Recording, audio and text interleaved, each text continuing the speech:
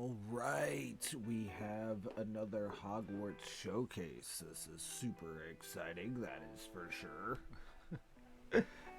So welcome to Isekingdom. I'm Isekaro, and this is where I do things. This particular thing will be tackling the second Hogwarts gameplay showcase. Hello, let's try that again. We will be tackling the second gameplay showcase of Hogwarts Legacy. There we go. Professionalism. That's what you get here. Right? Yeah. As I think I got something stuck in my tape. Okay. So, switch over.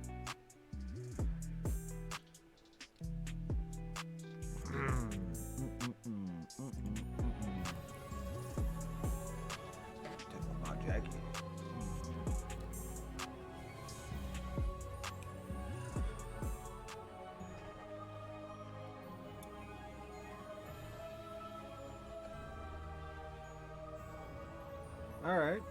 Alright, so we get the same stuff we got last time, so that's... Look at that. We'll probably get the same plethora of characters, and developers, and teams, and all that fun stuff.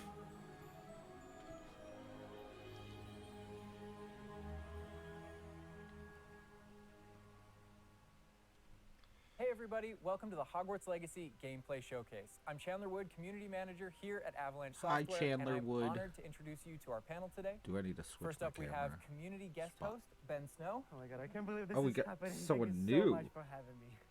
And from the Avalanche team, we have Game Director Alan Tew. Hello, everybody. And Systems Designer Mekenzy Toner. Hi. And finally, just off-screen capturing gameplay for us, Whoa. Andrew Cora. Whoa. Whoa, wait a minute. Today we'll be giving Wait you a minute. Whoa, hold up. We got way too many Hufflepuffs. There were like 3 Hufflepuffs. What is this? via broom flight, a deeper look at combat using the Dark Arts Battle Arena, and a look at your personalizable home within Hogwarts, the Room of Requirement, where we may even see some beasts. And we're starting right where we left off in our last gameplay showcase, just outside Hogwarts, which I love that you can walk out of the castle after walking through everything and then just come out here and take off on your broom out into the open world. And Alan, I know that's something that you particularly like about Hogwarts Legacy too. Yeah, I'm a big fan of just being able to hop on the broom and go anywhere. There's something about kind of like the sensation of everything being open to you.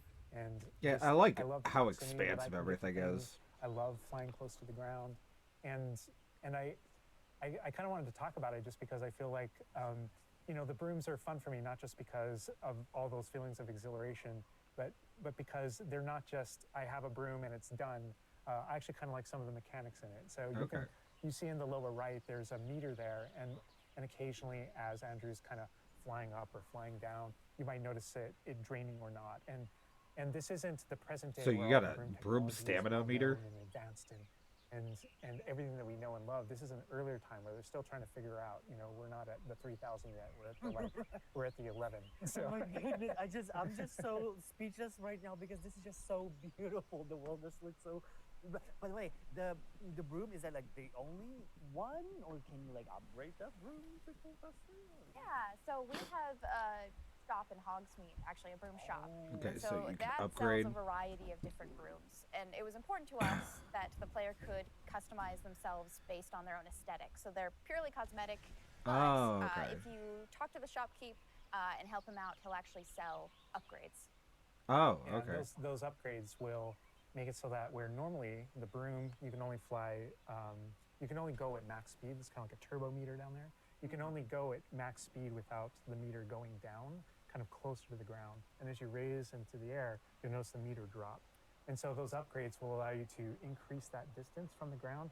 And the broom owner at the sporting goods store in Interesting. Hogsmeade is trying to perfect the broom and get better at it and know it better. And you can participate that and get better and better brooms through that.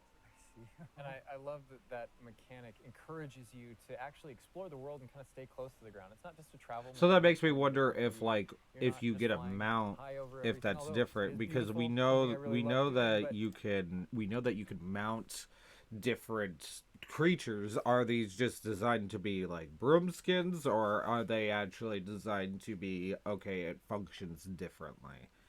So that'll be something to check out. As well, there's lots to explore on the ground, and so kind of keeping you down at the ground And level. to me, it feels like it's got this kind of surfing vibe over the. Oh over my the god, like I'm just like I want to snatch the controller from Andrew right now. because Whoa, it's hey, got phone, mountains calm out down. in the What forest, is and this hamlet, or- nonsense? I don't know, Headphone. that's how it's called. I think that's what it is. No, it's awesome. We're actually gonna land here, and I feel like that you call it a hamlet is just perfect, just because that's what we refer to it as. And so we all know from lore that Hogsmeade is Actually, the only just in case all it goes off wizard again. village within Britain, but we wanted other opportunities to kind of meet other characters out here and to kind of populate the landscape, so it's not just kind of barren as you leave out this direction and that direction. And so we just imagine these different dwellings, these different smaller locations that wizards might live in out in the Scottish Highlands. And so it's those, and so we refer to those as hamlets, and they're opportunities to learn those wizard stories, how those different locations have kind of like learned to live, what their relationships are with characters at Hogsmeade and Hogwarts. And so they're both quest opportunities out here and a chance to kind of get to know more of the area, even beyond Hogwarts and Hogsmeade that we've already experienced. And you also notice on the mini-map like lots of little icons, and each one of those represents gameplay in the hamlets that you can participate in, whether it's a vendor or different puzzles and challenges or different secrets that exist. Each one of those icons are different opportunities for gameplay. And you'll notice that same thing as we venture out into the open world as well. So when you go out into the open world and you see those icons, whether they're on the mini-map or on your map or off in the distance, those things are opportunities to say, like, I want to increase my inventory capacity. They're puzzles left behind by old wizards, that you can solve that actually grant you those. If you see ruins off in the distance and you visit them, you might find opportunities to actually expand and learn about your ancient magic. And as you kind of encounter different enemies dotted on the landscape, sometimes those characters, poachers or dark wizards, might be hoarding different magical resources that are valuable to you as you're playing the game. So each one has kind of like a way to connect to our gameplay loops and provide different opportunities that just kind of reward you for poking around. I mean, I ran away. All right, when I that's wanna just cover that's all typical. those That's points on the typical map, like just side to- quest mumbo jumbo right there. We're on Like, a broom already, but there is something that we haven't done so far, and that is getting on our flying mount. okay, here We're we gonna go. hop on our Onyx Hippogriff here. The Onyx Hippogriff is our pre-order bonus. Oh my god, they just like popped It out of just, the- I like it. the back. Oh wait, you can use it as a horsey? I mean, a horse. I mean, that is a horse. Yeah, as a hippogriff, you can totally ride it like a ground mount, and you can lift off into the air. And we tried to make sure that Okay, each it doesn't of have. those interactions. So the broom's really good at reaching that top speed, at kind of traveling the world as quickly as possible. But sometimes it's really nice to get on the hippogriff because of that ground speed or those transitions. And sometimes it just feels amazing just to be riding around on a hippogriff. Look at it. Yeah, it really is kind of like I don't know. It's a great feeling being on it, and it's a great feeling. Yeah, it managing doesn't those look like it transitions has kind of that thing, climb from run issue to that fly, brooms and just have. being able to go wherever you want. And we tried to make sure that each one of these things that you This can is just interact with assassins out in the area woods. And oh my god, like I see like different like areas, like a swampy area. By the way, can you go to like entire map anywhere you go? Or there are regions that are like locked from you? Yeah, or, as soon as there's kind of a moment where the world kind of opens up to you outside of Hogwarts as a student, and right from that moment, early on in the game, you can go wherever you want. And so That's you might kinda find cool. more difficult That's really challenges in cool. different areas, and you'll see different spots as Andrew's moving around, like you mentioned, the swamp. But there we have got like a coast, and we've got different types of environments out in the world just to kind of pepper your experience, reward you for exploring, keep things fresh. All those things exist. I'm trying to fix my life. so cool. And I love that windmill. It's like so rustic. Like I keep forgetting that this is like 1800s. The Wizarding World we've never really seen before. Like it feels so authentic. Like it's part of it. Yeah, I love this vista too, and I'm gonna have Andrew stop here. We're gonna use a bit of dev magic to change the seasons. Actually, I want you to see what this world looks like. with Dev covered in snow. magic. Yes, yes, please. I love stuff. Okay, all right. So that's going on. This is so beautiful. Oh my goodness. Actually, hold up one sec. I gotta test something out. Okay, there we go. It was so realistic. Oh my god, it changes the landscape like completely. Oh my god, does it have like actual like gameplay impact, like impact on the gameplay, or does it like it's just the weather of Scotland? Yeah, we use it. We really use it as a narrative marker through the game. So as you're progressing through your main storyline, it was important for us to kind of like have those moments that kind of felt like when you're reading the books or watching the movies, where you'll see kind of like the title card winter, and now the landscape has changed, and you're really feeling that passage of time while you're a student, going through your year at Hogwarts. And I think we wanted to duplicate that. And for me, it's really fun that it's not just on the outside, which I agree. I think it looked really beautiful, but within the school as well. So there are moments like when it reaches certain holidays or things like that, where Hogsmeade reacts to holidays, and the school reacts to holidays, and you see the decorations around those environments change.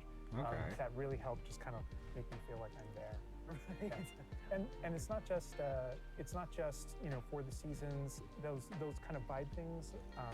Like we have a day-night cycle, and that day-night cycle, even though similarly, like it's largely about vibe when you go into So many hostile things there around the school. You'll notice it kind of dies down and quiets down just when there's just candlelight and students kind of like as you're walking through the halls. But in that day-night cycle is where we've kind of placed a few items where whether or not you can collect them or whether or not you can interact with them that are a little bit restricted by the day-night cycle. And I love Andrew's flying up here, really high up on the hippogriff, and we're just looking at this view of Hogwarts in the distance. It's just absolutely beautiful. It's part of what I love most about flying around in this game, whether it's on a hippogriff or on the broom.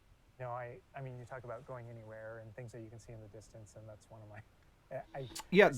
That is actually, hold on, let me back up a bit. That is actually really cool because like from how it feels, and it feels like it looks like it's far enough in the distance to where like Hogwarts itself is far enough in the distance to where you would have to go through like a loading screen in order to get to. But like with how seamless everything seems, it just kind of feels more like you could literally just kick off at like the courtyard and then work your way to where they are right now, and it just kind of looked like that's just a really cool setup. We're just looking at this view of Hogwarts in the distance. It's just absolutely beautiful. It's part of what I love most about flying around in this game, whether it's on a hippogriff or on the broom. I wonder what those balloons are you for. Talk about going anywhere and things that you can see in the distance, and that's one of my. Okay, there are bad guys. Go fight some bad guys. What are we doing here? We're supposed to be heroes. I can see Hogwarts out there, and there's just something beautiful about knowing that all of the things inside of it, the classrooms, the students, the professors, all the places I can go, I can just fly my hippogriff, land in the courtyard, enter the front doors, and just walk, to the library, to class, or to greenhouse, or to my college. So yeah, I was right. It's all contiguous, and just kind of like one space is still exciting to me after all this. I mean, I'm just I'm speechless right now. It's just absolutely beautiful. It's just, oh my god. As much as we want to like, I get it. It still feels like Hogwarts still feels like it's in the distance. I think this is a great opportunity to switch over to combat. And last time we gave but yeah, it clearly looks like we're gonna really go you can do that. Of a deep dive on using the Dark Arts Battle Arena, which is part of our deluxe edition. All right, Andrew's got us in the Forbidden Forest, which is where the Dark Arts Battle Arena is.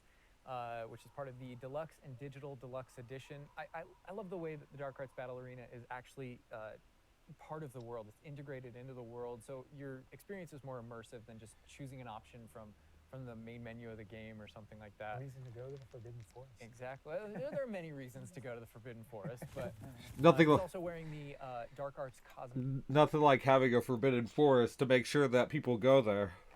Medic set, and here he's pulling out the Thestral, which is part of that Dark Arts pack from the Deluxe and Digital Deluxe Edition. So we're going full Dark Arts here. That's good. I'm gonna go. I might have mentioned this in a previous video, but it must be absolutely hilarious flying around on a Thestral for those that can't actually see Thestrals. That's what I'm doing.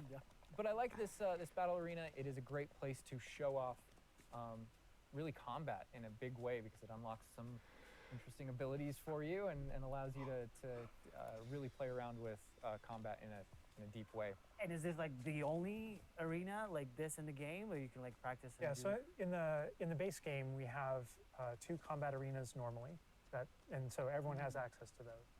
And each of the combat arenas are an opportunity to kind of just go through a difficult combat challenge, fight through multiple waves, in order to earn a different cosmetic for your character and add that to your collection. In the case of that's no different than the Dark Arts Battle Arena. That's also true, the combat arena. But one of the things that we're excited about in the Dark Arts Battle Arena that people can do is you come in preloaded with different abilities. So the unforgivable curses are something that everyone's going to have access to through the base game and going to be able to earn, and they can make choices in order to kind of like add that to their repertoire, and they can also commit to that. No certain peeking, talents and what? things like that. When you play the Dark Arts Combat Arena, you actually have access to all those things as kind of like a way to test them all. And so it's a chance to kind of like tour and play with the Dark Arts and decide whether or not that is a path that you kind of want to go down. But yeah, everyone has the same ability to explore the Dark Arts. This is just kind of like a way of previewing. And again, a great place for us to show off combat in general. So I think we're gonna jump in here and Yeah, I don't know how much I'm going to use the Dark Arts, but I am going to go out of my way to get it. Like, I don't see... Like, I'm the type of person that I should have the knowledge of all of the spells, every spell. I want it all. I want all of the spells, but, like, I don't necessarily need to use it. I just want it. Andrew's gonna start battling, and we can start talking about everything you're seeing on the screen. All right. Oh, that's a good start. Oh my god. We're starting off strong. Oh my god. Starting off strong. Was that Kujio? Oh my god. That's so cool. Yeah, so that you'll notice right away, like when we use Avada Kedavra, that guy's health bar went from instant to 0, and we really are trying to honor the way Avada Kedavra works in the game, even in some pretty extreme situations. You'll notice that like the meter takes up a lot longer to Yeah, a little kind of cooldown. build up as a way to kind of deal with its extreme power, just so that it's still fun to use. And then there's some ways that we'll probably talk about to adjust that. But I don't know. I don't know if there are things on the screen that you just have questions about. Well, I see like little blue thingies pop up from Yeah. the enemies. Also, before like that sign, well, it's like, so in the community we call it the ancient magic sign. I don't know if that's how it's called Yeah. in the game. So the community is astute. So on the development side and in player facing in the game, we reference that as your ancient magic meter. Oh, so it is ancient magic. That is, yeah. So as your abilities in the game keep growing and you become exposed to some of the secrets about your own kind of mystery and your own abilities, you start unlocking new powers. So one of those powers, you'll see the R1 button appearing throughout the game. That's an ancient magic throw, we call it, that allows you to kind of like draw an object to you and fling it at an enemy. Okay. But whenever you see the R1 or the L1 plus R1 appear over somebody's head, that's an ability to cast a very devastating and powerful ancient magic spell to do a ton of damage against the character. I see. And Interesting. the way that manifests itself So, super move. depends on the type of enemy that you're fighting.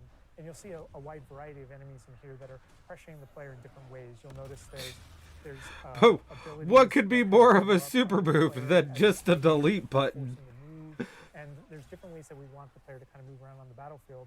And that's actually a good link to the ancient magic meter in general. And the reason why I say that is because as you're doing different things in combat, you're Portegoing and you're doing different abilities and you can kind of spec into it with your talents, there are different ways to get that meter to build faster and faster. But one of the most effective base ways to build up that meter fast, that way you can launch these devastating attacks whenever you want to, is to actually perform combos. So you see that combo appearing, and it's almost like your hey. abilities are building up, and then Hey, basically that gobbies, builds up enough calm that you down. can You attack don't need to someone. be doing any of But as that. the combo meter builds Turn it up, into at some giant point, scary you strike gobbies. someone and a piece of their magic kind of falls out of them. You'll see these blue orbs in the game world, and there's something that only you can see in the narrative, in the world. And it's another reason to move around on the battlefield. If you can go up and collect those things and suck them in. They give big jumps to that ancient magic meter as we're playing. We're talking a lot about spells and magic here, but I think there's another huge component of combat, and that is the tools that you can bring to combat as well to kind of change the way you play. And I think Mekenzy knows a lot about. He turned him into a chicken. And so the tools are really interesting because they're basically like a prior investment. So you can bring the potions and the plants that you grow in the Room of Requirement to combat to essentially kind of help you defeat enemies a lot quicker and more efficiently. So some of the tools that you'll see here are like the rock skin potion. So that is something that basically covers your skin in this like rocky material that reduces the incoming damage that you're receiving. So That's against cool. big enemies, hard-hitting enemies like trolls, that's super helpful. So much like she's just destroying. The troll just collapsed from one of the cadavers. Obviously, we have the Wiggenweld potion as well, which increases your health. And then we have the focus potion. So when Alan talks about having to balance Avada Kedavra with a long cooldown, because obviously it's an instant kill, one thing that you could do is brew a focus potion, and that will increase how quickly your cooldowns regain. Dang. There's just so much like versatility, like in what the character is doing to the troll right now. Like he's just bouncing around the arena. He's like not. And the troll makes him move around too, looks like. Mm-hmm. And I love that our plants are violent. Yes, and so that's like when we're talking about the setup of the arena. You also have plants that you can fight with, and so we have things like the venomous tentacula that you can put down, and it acts like a turret. That is so cool. That is so cool. This is like He even thinks it's cool. That's cool. Yes. No, that was super important to us, that there were these like multiple ways. And so you can see there's a ton of different things you can use. The mandrake is one, so you can pull it out and it stuns with It like just piercing screams cries at people. Yeah, in absolutely. a radius. And another thing I want to call out that we're seeing on the side of the screen here is these dueling feats, which I love because I love anything that prompts me to play a game in a different way, a unique way. I don't want to get stuck in my style, you know? And so this is a way to, if you want to get stuck in your style, go for it. If you just want to blast people with spells, go for it. But we also want to have some things over here that may make you use certain plants or certain potions or block more or... Yeah, we mentioned the field guide challenges in the prior stream. And the field guide challenges, this is the way that the field guide manifests like challenges for you to do in combat. And exactly to your point, we just wanted a way to encourage players to explore the different systems, to help them decide to just kind of practice with them and explore what they want to be, because there really are so many different ways that you can push talents. When you see the green X's on characters, right, and that's kind of through your talents you can unlock this kind of cursing mechanic that sort of like links the fates of these different characters on the battlefield. That way, as you're cursing different characters, they all begin sharing damage. And so Interesting. we have things like Avada Kedavra, which is the insta-kill, but if you curse everyone before you insta-kill this one guy, they can all drop dead for that kind of ultimate... That's savage. And so Oh my god. there are dark arts fantasies. There's fantasies about being more of a defense against the dark arts character, things like that misty step that you see occasionally being used on the battlefield.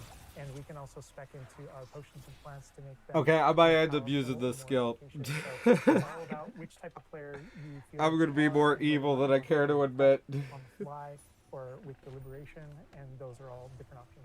That is so cool because like it's like I see so much like going on the screen, there's so much complexity, and I want to just try it myself, like which style works best. I mean, I feel like it's the dark arts is gonna be the easiest route, but that You're ancient audience. magic, to be honest, feels like much more powerful than just the dark arts. Yeah. to be fair. And speaking of plants and potions, we're going to be putting the dark arts away, put those unforgivable curses away, and heading to the Room of Requirement, which is your home within Hogwarts, a personalizable space that I think we'll go ahead and end my personal video. We're gonna go ahead and do this one in 2 parts. So yeah, I hope you guys enjoyed. I hope you guys had fun watching it with me. I'm even more excited. Part 2 will be out probably around the same time. I'm gonna make it here in a sec. That's pretty much what's gonna happen with that, right? You know how it is, right? So yeah, see you guys then. This is like really, really cool. Like, I'm like really excited. Ah, my God! Like I didn't expect like a whole like curse chain thing. That is really cool. That is really, really cool.